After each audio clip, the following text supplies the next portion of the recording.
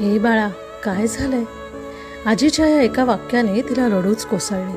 आज शाळेतून यायला तिला उशीर झाला. दिवस छान गेलाच नव्हता. दुसऱ्याच्या मस्ती करण्याची शिक्षा तिला मिळाली होती. बाई ओरडताना हसणाऱ्या त्या मुलीचा चेहरा तिला विसरता येत नव्हता. त्यात स्कूल बसमध्ये बॅग ठेवून सुद्धा मोठ्या वर्गातल्या एका मुलाने तिला खिडकीजवळ बसू दिलं नव्हतं.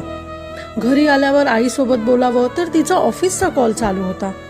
त्यात तिचे आवडीचे कुकीजही संपले होते. त्यात आईने म्हटलं, काय ग, किती पसारा करतेस, आवर तुझं दप्तर, चल. बाल मनावर किती तो ताण. आलाच अश्रून वाटे बाहेर. रूममध्ये जाऊन अंथरुणात तोंड खुपसून गंगा जमुना चालू झाल्या. थोड्या वेळाने एक हात डोक्यावर फिरू लागला. आजीचा स्पर्श नातीने लगेच ओळखला. कदाचित त्या स्पर्शालाही कळले नातीला त्याची असलेली गरज. कधी कधी एका उबदार स्पर्शाने सारं काही नॉर्मल होतं. रंग